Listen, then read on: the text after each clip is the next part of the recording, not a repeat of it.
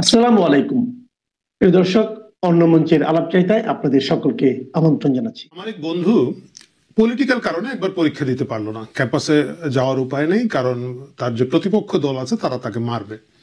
তো আমরা সকলে খুব শুনে টেনশনে পড়ে গেলাম, ভাবলাম যা হারে বেচারা আর 1 বছর লস হলো। তো সকলেই সন্ধ্যাবেলা তাকে গিয়ে একটু সান্ত্বনা দিলাম যে কি আর করবা, এটা তো হয়, পলিটিক্স করেছো, এটা এটা। তো আমার বন্ধুটা খুব মুচকি মুচকি হাসে। তো আমি বললাম যে তুমি হাসছো কেন? তো বললো, দোস্ত শোনো, এই বছরের প্রিপারেশনের অবস্থা এত খারাপ ছিল, আমি ভাবছিলাম যে এইবার পরীক্ষা দিব না, এই বছর ইয়ার গ্যাপ দিব, না হলে রেজাল্ট খুব খারাপ হবে। তো এখন যেটা হলো, যেহেতু ক্যাম্পাসে ঢুকতেই পারলাম না, পরীক্ষা দিতেই পারলাম না, ইজ্জতটা বাঁচলো কারণ যদি পরীক্ষা দিতে আমার রেজাল্ট বেশি খারাপ হতো তাহলে সকলে বলতো যে আরে ছাত্রটা খারাপ। এখন বলতে পারি যে পলিটিক্যাল কারণে আমাকে পরীক্ষা দিতে দেওয়া হয় না। এই যে তোমরা আসছো সকলে মিলে একটা সহমর্মিতা দেখাচ্ছ, আত্মীয় স্বজন বন্ধু বান্ধব বাইরের সবাই বলাবলি করছে যে এই ছেলেটাকে পরীক্ষা দিতে দেওয়া না দেওয়াটা ঠিক হলো না, এটাই হচ্ছে গেম। কাহিনীটা কেন আপনাদেরকে বললাম, এই একই কাহিনীর মধ্যে পড়ে গেছে এখন বাংলাদেশ আওয়ামী লীগ। বাংলাদেশ আওয়ামী লীগকে নির্বাচন করতে দেওয়া হবে না, এবং এইটা নিয়ে খুব তোড়জোড় শুরু হয়েছে গত কয়েকদিন ধরে। আপনারা যদি গত বিশেষ করে সপ্তাহখানেকের ডেভেলপমেন্ট লক্ষ্য করেন তাহলে খুব মজা পাবেন। প্রথমে বলা হলো যে আওয়ামী লীগ একটা নিষিদ্ধ দল, এটা কিন্তু নির্বাচন কমিশন বললেন যে নিষিদ্ধ অবস্থায়, নিষিদ্ধ না, স্থগিত, কার্যক্রম স্থগিত অবস্থায় তাদের মার্কাও স্থগিত থাকবে। ভালো, তাদের মার্কা স্থগিত থাকা ভালো। যদি এটা মার্কা স্থগিত না রেখে যদি আবার সাবেক ছাত্রলীগ নেতাদেরকে দিয়ে দেন, মানে ন্যাশনাল নৌকা পার্টি বানায় ফেলেন আর কি, ওই যে এনসিপি আছে না, ওই যে এপিসির ভিতরে যে দলটা ঢুকে থাকে, আপনারা যদি ভুলে গিয়ে থাকেন আর কি, তো তাদেরকে যদি আবার নৌকা দিয়ে দেয়, কারণ ওদেরকে সাপলা দিবে না। তো ওই টেনশন থেকে আওয়ামী লীগ বাঁচলো। কিন্তু খুব বড় গলায় নির্বাচন কমিশন বললেন যে না, যাদের কার্যক্রম স্থগিত তাদের মার্কা স্থগিত। খুব ভালো কথা। তারপরে আজকে দেখলাম, মানে এই ভিডিওটা যখন রেকর্ড করছি তখন আমাদের প্রেস সচিব মহোদয়, যিনি তার ডাস্টবিনের মুখ খুলে বললেন যে যাদের বিরুদ্ধে অভিযোগ আনা হবে, যাদের বিরুদ্ধে চার্জশিট দাখিল হবে, আমাদের আন্তর্জাতিক মানবতা বিরোধী, এখন তো কোনটা যে কি হয়ে গেছে ভাই, যাই হোক, সেই ট্রাইব্যুনালের মধ্যে যাদের বিরুদ্ধে অভিযোগপত্র দাখিল করা হবে তারাও নির্বাচনে অংশ নিতে পারবেন না। এটাও ভালো কথা।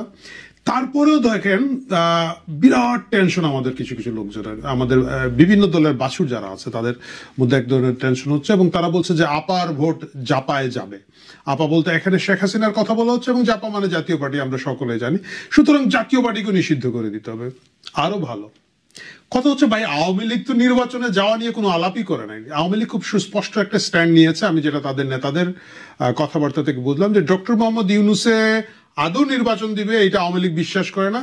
যদি নির্বাচন দেয় সেটা রিগড হবে, কারণ শুধু এটা এখানে না, কালার রেভুলেশন যেসব দেশে হয়েছে বিশ্বের সবখানে এটা রিগড হয়। পরবর্তী নির্বাচন এটা রিগড হবে, এইখানের মধ্যে অনেক ধরনের জালিয়াতি জোচ্চুরি হবে, এবং ডক্টর ইউনূসের অধীনে আওয়ামী লীগ নির্বাচনে যাবে না, সুস্পষ্ট ক্লিয়ার মেসেজ তাদের। তাহলে কেন তাদেরকে নির্বাচনে নিবেন কি নিবেন না এটা নিয়ে আপনাদের টেনশন? আওয়ামী লীগ তো হচ্ছে ওই যে আমার সেই বন্ধুর মতো, সে দেখেছে যে তার প্রিপারেশন ভালো না, সে পরীক্ষা দিতে পারবে না। কেন প্রিপারেশন ভালো না? এখন পর্যন্ত প্রায় 150 সাবেক বলতে গত সংসদ এবং গত 2-1টা সংসদের এমপি, প্রায় 120 জনের উপরে কারাগারের মধ্যে আছেন। মানে হচ্ছে 120টা আসন এখানেই শেষ। এর বাইরে আরো অসংখ্য প্রসপেক্টিভ ক্যান্ডিডেট, সাবেক এমপি, সাবেক মন্ত্রীরা দেশের বাইরে আছেন, অসংখ্য। সুতরাং 300 আসনের কোথাও তাদের পরিচিত যে মুখগুলো, পরিচিত যে ক্যান্ডিডেট গুলো, তারা নাই। তারা যদি না থাকে তাদের নির্বাচন করা তো আওয়ামী লীগের জন্য একটা কঠিন। দ্বিতীয় হচ্ছে যে ধরলাম যে তারা নির্বাচন করলো, তাদের যে একেবারে দলীয় নেতা কর্মী, যে একেবারে ধরেন রাস্তায় বাদাম বিক্রি করতো, সেই লোকটাও যখন জয় বাংলা বলেছে তাকেও মেরে ফেলা হচ্ছে, পেটানো হচ্ছে, অথবা তাকেও জেলে দিয়ে দেওয়া হচ্ছে। আপনারা অনেকেই দেখেছেন গত সপ্তাহের একটা ঘটনা, একজন বাক প্রতিবন্ধী মানুষ যার চিন্তা ভাবনা ঠিক গোছানো কিনা আমি জানি না, সে জয় বাংলা বলেছিল, তাকেও পুলিশ ধরে নিয়ে গিয়েছে, এবং তাকেও পুলিশ ধরে নিয়ে গিয়ে অনেকদিন, বেশ কিছুদিন জেল টেল খাটিয়ে সম্প্রতি গতকালকে বা গত পরশুদিন দেখলাম তার জামিন হয়েছে। এই যখন একটা অমানবিক পরিস্থিতি, সেই পরিস্থিতিতে আওয়ামী লীগের তো না আছে প্রার্থী, না থাকবে কর্মী মাঠের মধ্যে, তারা ভোট গোছাবে কিভাবে? সুতরাং তারা নির্বাচনে আসার ব্যাপারে খুব একটা আগ্রহ দেখাবে বলে আমার মনে হয় না। বরং আগামী নির্বাচনে আওয়ামী লীগ যদি না আসে, তারা সুস্পষ্ট একটা মেসেজ দিতে পারবে যে আমাদেরকে আসতে দেওয়া হলো না, যেহেতু এখন দেওয়া হচ্ছে না। আমার কাছে মনে হয় কি ডক্টর মোহাম্মদ ইউনূস এবং তার যে যারা চিন্তা ভাবনা করছেন তারা জিনিসটা আসলে আওয়ামী লীগের জন্য সাপে বর করে দিচ্ছেন। তারা যদি আওয়ামী লীগকে নির্বাচনে আসতে দিতেন, গত বলতে 24-এর ঘটনাবলীকে নিয়ে যদি বিরাট ক্যাম্পেইন হতো, আওয়ামী লীগের মধ্যে ভাই এটা অস্বীকার করার কিছু নাই, এড়ানোর কোনো সুযোগ নাই যে আওয়ামী লীগের বিরুদ্ধে একটা বিরাট সংখ্যক লোকজন দুর্নীতিতে জড়িত ছিল, এরা ব্যাংক লুটের সাথে জড়িত ছিল, সামাজিক বিভিন্ন ধরনের সমস্যার মধ্য দিয়ে তারা যাচ্ছিল। সেইগুলোকে ফোকাস করে যদি আওয়ামী লীগকে নির্বাচনে আসার পরে ওইগুলা দিয়ে খেলা যেত এবং সেই বিষয়গুলোকে আরো বেশি করে প্রচারের মধ্যে এনে ভোটারদেরকে ডাইভার্ট করা যেত, সেটা বরঞ্চ আওয়ামী লীগের জন্য একটা বিরাট ক্ষতির কারণ হতো এবং আওয়ামী লীগের নির্বাচনে একটা ওইটা যদি ভূমি 10 বিজয় হয় তাহলে এটা কি হবে, ভূমি উত্থান পরাজয় হতো আর কি। তো সেই ভূমি উত্থান পরাজয় থেকে আওয়ামী লীগকে বাঁচিয়ে দেওয়া হয়েছে। কিন্তু মুশকিলটা হচ্ছে কি, মাঝখানে কিন্তু আওয়ামী লীগকে নির্বাচনে আসার ব্যাপারে লোকজন মোটামুটি নিমরাজি গড়িমসি ছিল। ইভেনে আপনি দেখবেন জামাত, বিএনপি বাকিদেরকে কিন্তু কোন নড়াচড়ার মধ্যে ছিল না। এখন কেন এই প্রশ্নটা আসছে, এখন কেন তারা সবাই বড় গলায় বলছে না আওয়ামী লীগকে আসতে দেওয়া হবে না? এর কারণ হচ্ছে গত 1 বছরের ঘটনার পরে লোকজনের উপলব্ধির জায়গাটা তৈরি হচ্ছে আগেই ভালো ছিলাম। প্রিয় দর্শক, আপনারা যারা আমার এই ভিডিওটা দেখছেন তারা যদি এটা বিশ্বাস না করেন, আপনি র্যান্ডম 10 জন মানুষকে, আপনার পরিচিত 10 জন মানুষকে জিজ্ঞেস করবেন যে গত 1 বছরের ঘটনা বলে যেটা হচ্ছে ডক্টর ইউনূস এবং তার মব সরকারের যে কার্যক্রম চলছে, একই সাথে তার সাথে যে বিভিন্ন রাজনৈতিক দল যারা ক্ষমতায় আসার সম্ভাবনা তৈরি হয়েছে, বিএনপির বিরুদ্ধে যে পরিমাণ চাঁদাবাজি সন্ত্রাসের অভিযোগ এসেছে, তারপর ধরেন জামাতে ইসলাম যেভাবে একেবারে তাদের কি বলে রাজাকার বাপদের ছবি টাঙানো বিভিন্ন অফিস আদালত বিশ্ববিদ্যালয়ের কি পয়েন্টগুলো দখল করার যে রাজনীতিটা করছে, সবকিছু মিলিয়ে মানুষের কাছে যদি প্রশ্ন করেন যে গত 1 বছরের তুলনায় আওয়ামী লীগ আগে ভালো ছিল কিনা, না, অনেকেই কিন্তু মাথা চুলকে আপনাদের কি বলবে, আমাকে আপনাদের বলার দরকার নেই যে আগেই হয়তো ভালো ছিলাম। এবং তাদেরকে যদি বলেন যে আবার আপনারা যদি নির্বাচনে কি করবেন, তারা যারা বিশেষ করে অনেকেই গত জুলাইতে যারা এক করে বিক্ষোভে ফেটে পড়েছিল, আওয়ামী লীগকে প্রতিহত করার জন্য নিজ নিজ অবস্থান থেকে চেষ্টা করেছিল, তারাও পর্যন্ত হয়তো গাল চুলকে মাথা চুলকে বলবে যে হ্যাঁ মনে হয় আওয়ামী লীগের ভোট দিয়ে দিব। এই যখন অবস্থা, এই আশঙ্কায় এখন আওয়ামী লীগকে আটকাতে হবে এবং এই আটকানোর জন্য পরপর নির্বাচন কমিশন কথা বলছেন, আমাদের ডাস্টবিন ভাই কথা বলছেন, আপনি দেখবেন আমাদের যে জামাতের যে একটা উকিল তাজুল ভাই আমাদের, হ্যাঁ তাজুল সাহেব বলেছেন যে পরবর্তী সরকার এসে বিচার করবে কি জানি না, তাই আমরা তাড়াহুড়া করে ফেলছি। মানে একটা বিচার যে তাড়াহুড়া করে করা যায় না, মানে সেটা আপনি যতই একটা ক্লাউন বিচারও যদি করে থাকেন, সেটা যে তাড়াহুড়া করে করা যায় না এইটুক সেন্সও তাদের নাই। আপনারা যদি দেখেন 96-এ শেখ হাসিনা ক্ষমতায় আসার পরে বঙ্গবন্ধু হত্যাকারীদেরকে কিন্তু চাইলেই ধরে নিয়ে গুলি করে ফেলতে পারতেন, মানে ইমোশনের জায়গা থেকে যদি আপনি দেখেন। উনি কিন্তু 2001-এ বিএনপি নির্বাচিত হয়ে আসলো, বিএনপি জামাত নির্বাচিত হওয়ার আগের 5 বছর ক্ষমতা ছিলেন 96 থেকে, বিচার সম্পন্ন করতে পারলেন না, কারণ প্রসেস মেনটেন করে যেতে যেতে 5 বছর লাগলো। এখন তাজুল সাহেবের যে ভাব হচ্ছে যে না কোনো প্রসেস নাই, আগে বিচার করে ফেলতে হবে। যে কোনো মূল্যে তারা আওয়ামী লীগকে নির্বাচনে আসতে এখন আটকাবে, কারণ হচ্ছে তারা নিজেরা বুঝছে যদি এখন একটা 70% ফ্রি ফেয়ার ইলেকশন হয় এবং আওয়ামী লীগের মিনিমাম স্পেস দেওয়া হয়, আওয়ামী লীগ হয়তো নির্বাচন জিতে যাবে। ভয়ানক অবস্থা যে আওয়ামী লীগকে বিভিন্নভাবে চেষ্টা করে, বলতে গেলে বিভিন্ন শক্তি অ্যান্ড স্টেক হোল্ডার একসাথে মিলে 2024-এর জুলাইতে পরাজিত করলো। তারা যদি 1 বছর পরে ফিল করে যে আওয়ামী লীগের আবার লোকজন ভোট দিয়ে দিতে পারে, আমি তাদের দোষ দেই না, তারা তাদের জায়গা থেকে চেষ্টা করবে এটাকে আটকাতে। এবং এই কারণে আপনি দেখবেন বাসুরা বলছে যে আপার ভোট জাপায় পাবে। শুনেন, জাপারেও আপনি নিষিদ্ধ করে দিলেন। যদি আওয়ামী লীগ খেলতে চায় তাহলে যে মুশকিলগুলো তৈরি হবে আমি আপনাকে বলি, আপনি আপার ভোট জাপাকে দিবেন বলে আপনি জাতীয় পার্টিকে ব্যান করে দিলেন, ফাইন। তারপরে কি হবে? 14 দলের তো অনেকগুলো দল আছে, আপনি 14 দলকেও ব্যান করে দিবেন, গুড, সেটাও করতে ফেলে পারেন আপনারা।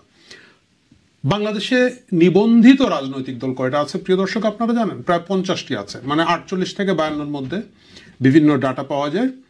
50টার মধ্যে আপনি যদি বলেন যে ডক্টর ইউনূস সমর্থক বা এন্টি আওয়ামী লীগ খুব প্রমিনেন্ট দল যদি বলেন, 8 থেকে 10টি দল আছে এখানের মধ্যে।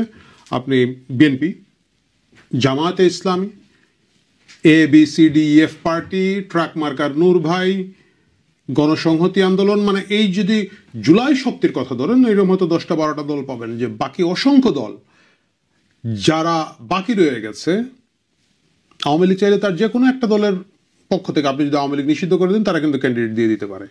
এখন আপনি বলবেন যে ওই দলগুলো রাজি হবে কেন, আমি দলের নাম বলবো না, এখানে অসংখ্য দল আছে, যে কেউ খুব খুশি মনে, কারণ ওর হয়তো একটাই আসন পাওয়ার সম্ভাবনা নাই, ও বলবে ভাই 300 আসনে তুমি প্রার্থী দিয়ে দাও। অসংখ্য দল আছে এখানে, 50টা দল, 10টাকে বাদ দিলে 40টা, আপনি না হয় আরো 10টা নিষিদ্ধ করে দেবেন, 30 পার্টিজ আর দেয়ার, 30টা দল সেখানে আছে।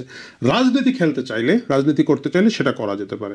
পাকিস্তানে দেখেন ইমরান খান কি করেছিলেন, ইমরান খানের দলকে নিষিদ্ধ করে দিল আর স্বতন্ত্র প্রার্থী দাঁড় করে দিলেন। আমি জানি এটা বাংলাদেশে একটু চ্যালেঞ্জ হচ্ছে বিভিন্ন কারণে। প্রথম কারণ হচ্ছে যে আপনি 1% ভোটারের স্বাক্ষর সংগ্রহ করতে হয় যদি স্বতন্ত্র দাঁড়াতে হয় বর্তমান নিয়ম অনুযায়ী। আমি জানি না, এটা হয়তো নির্বাচন কমিশন আওয়ামী লীগকে ঠেকানোর জন্য আগামীতে 5% নিয়ে চলে যাবে। 1% ভোটারের ভোট স্বাক্ষর সংগ্রহ করা এই মুহূর্তে আওয়ামী লীগের জন্য চ্যালেঞ্জ, কারণ তাদেরকে ওইটা মোবিলাইজ করার জন্য যে রাস্তায় যেতে হবে, ঘরে ঘরে যেতে হবে, সেটা করার সুযোগ আওয়ামী লীগের কর্মীদেরকে দেওয়া হবে না। এবং দেওয়া না হলেও তারা যদি কোনোভাবে সেটা সংগ্রহ করে, নির্বাচন কমিশন বলবে যে না, আমরা ফোন করে অমুককে পাই নাই, সুতরাং এটা তার স্বাক্ষর না, নমিনেশন বাতিল।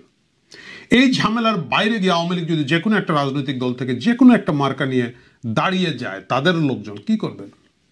এইখানে দ্বিতীয়ভাবে আমাদের প্রেস সচিব মহোদয় বলেছেন যে যাদের নামে চার্জশিট হয়ে যাবে তাদেরকে নির্বাচনে আসতে দেওয়া হবে না। গুড। সেক্ষেত্রে কি হবে? এখন আপনি ঢালাওভাবে আওয়ামী লীগের সকল সম্ভাব্য প্রার্থীদের বিরুদ্ধে চার্জশিট দিয়ে রেখে দিবেন, এরা নির্বাচনে আসতে পারবে না। আপনি মার্কা ঠেকাতে পারলেন না, মানে পার্টি ঠেকাতে পারলেন না, আপনি এইভাবে ক্যান্ডিডেট ঠেকিয়ে দিবেন। মুশকিল হচ্ছে গিয়ে এটা আওয়ামী লীগের জন্য সাপে বড় হবে। যদি তারা নির্বাচনে আসতে চায় তাহলে তারা প্রচুর তরুণ প্রার্থী দিতে পারবে, প্রচুর নতুন প্রার্থী দিতে পারবে, এবং আমি জানি সেই নতুন প্রার্থীদের প্রায় সকলেই ধরেই নিবে যে আমি জিতবো না।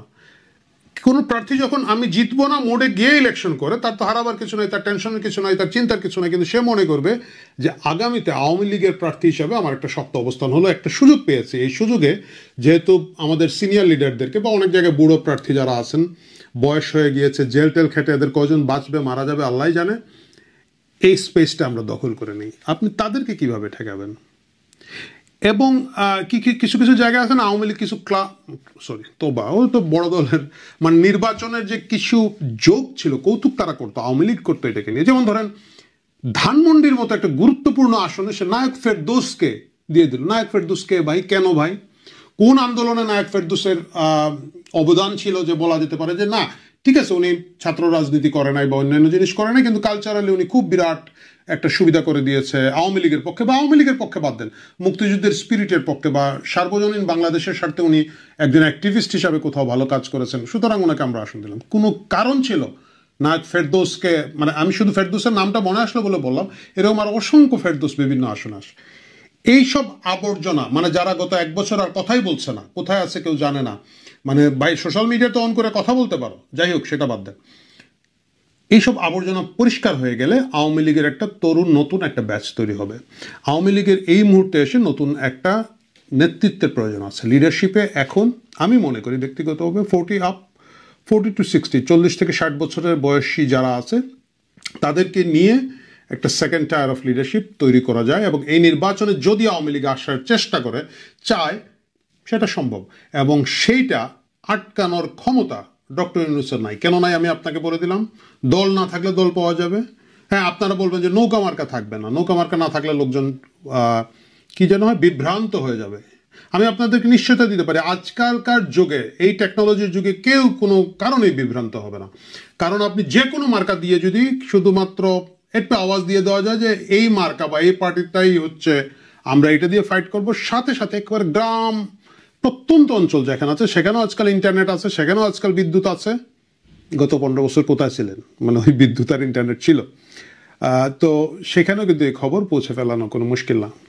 সুতরাং আওয়ামী লীগকে যে এখন নির্বাচনে আসতে দিচ্ছেন না, সেটা আওয়ামী লীগের জন্য শাপে বর। সে এত চ্যালেঞ্জ ঝামেলা নিবে না, এবং ইলেকশনের পরে পরেই কেন আমাদেরকে আসতে দেওয়া হলো না বলে মাঠ গরম করবে, আন্দোলন করবে, আন্তর্জাতিক লবি করবে। এবং যদি তারা নির্বাচনে আসে, সেটা যে কোনো পদ্ধতিতে তারা যদি সিদ্ধান্ত নেন নির্বাচনে আসবে, সেটাও কিন্তু ডক্টর ইউনূসের জন্য বিপজ্জনক হবে। সো যেদিকেই তাকান, আগামী নির্বাচনে আওয়ামী লীগের হারাবার কিছু নাই। ইলেকশন করলেও তারা জিতছে, ইলেকশন না করলেও তারা উইন করছে, তাদের পলিটিক্যাল গেইনটা ওইখান থেকেই হচ্ছে। প্রিয় দর্শক, আজকের মতো আমরা এখানেই শেষ করছি।